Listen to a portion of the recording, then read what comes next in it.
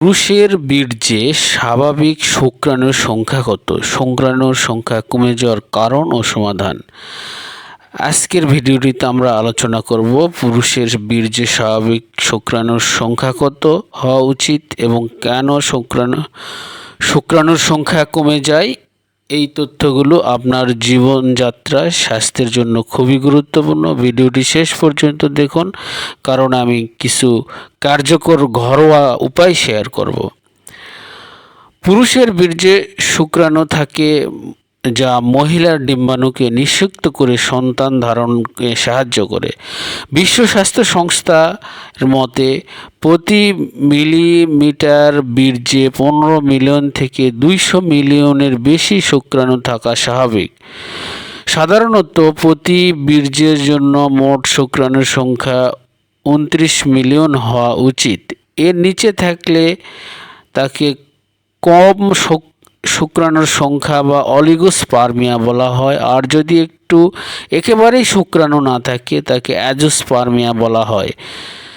শুক্রাণুর সংখ্যা কমে যাওয়ার কারণ: হরমোনের সমস্যা, মস্তিষ্কের হাইপোথ্যালামাস এবং পিটুইটারি গ্রন্থি থেকে সঠিক সময়ে হরমোন না আসা, অন্ডকোষের সমস্যা, টেস্টিকল বা শুক্রাশয়ের ক্ষতি বা যদি সংক্রমণ হয়, জীবনযাত্রার প্রভাব, অতিরিক্ত মানসিক চাপ, ধূমপান, অ্যালকোহল সেবন, অস্বাস্থ্যকর খাদ্যাভ্যাস, অতিরিক্ত গরম, দীর্ঘ সময় গরম পরিবেশে থাকা বা ল্যাপটপ মোবাইলের ল্যাপের কাছে রাখা, কোলের মধ্যে রাখা, যৌন স্বাস্থ্য সমস্যা, বীর্যনালীতে যদি ব্লকেজ বা যৌনপথে যদি সংক্রমণ থাকে, জেনেটিক কারণ, কিছু জেনেটিক রোগ শুক্রাণু তৈরিতে বাধা সৃষ্টি করে। বয়স বাড়ার সাথে সাথে শুক্রাণুর গুণগত মান ও পরিমাণ কমে যায়।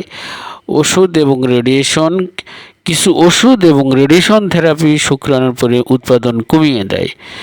শুক্রাণু কমে যাওয়ার লক্ষণ: কম বীর্যপাত বা বীর্যের পরিমাণ কম হওয়া, সন্তান ধারণের সমস্যা বা বন্ধ্যাত্ব, যৌন ইচ্ছা কমে যাওয়া বা ইরেকশন সমস্যা, মাঝে মাঝে প্রস্রাবের সমস্যা বা ব্যথা। শুক্রাণু বাড়ানোর ঘরোয়া প্রাকৃতিক উপায়: স্বাস্থ্যকর খাদ্য গ্রহণ, vitamin E, C, zinc, magnesium সমৃদ্ধ খাবার যেমন কলা, আম, বাদাম নিয়মিত খাওয়া, অশ্বগন্ধা, মাকা রুট শুক্রাণুর সংখ্যা গুণগত মান বৃদ্ধিতে সাহায্য করে। অশ্বগন্ধা এবং মাকা রুট, নিয়মিত ব্যায়াম ও মানসিক চাপ কমানো, ধূমপান ও অ্যালকোহল পরিহার করা, গরমের পরিবেশ এড়ানো, টাইট পোশাক পরা এড়ানো, পর্যাপ্ত ঘুম এবং হাইড্রেশন বজায় রাখা, প্রয়োজনে ডাক্তারের পরামর্শ নিয়ে ওষুধ বা থেরাপি গ্রহণ করা। চিকিৎসা ও পরামর্শ: যদি শুক্রাণুর সংখ্যা কম বা না থাকে তাহলে বিশেষজ্ঞের কাছে পরীক্ষা করানো জরুরি। প্রয়োজন হলে হরমোন থেরাপি, ইনভিট্রো ফার্টিলাইজেশন বা আইভিএফ বা অন্যান্য চিকিৎসা পদ্ধতি গ্রহণ করা যেতে পারে। নিয়মিত স্বাস্থ্য পরীক্ষা ও জীবনযাত্রার পরিবর্তন জরুরি। আশা করি ভিডিওটি আপনার জন্য উপকার হয়েছে। ভিডিওটি লাইক, শেয়ার করুন এবং চ্যানেলটি সাবস্ক্রাইব করতে ভুলবেন না। আপনার প্রশ্ন বা অভিজ্ঞতা কমেন্টে লিখুন, আমি চেষ্টা করব উত্তর দিতে। ধন্যবাদ।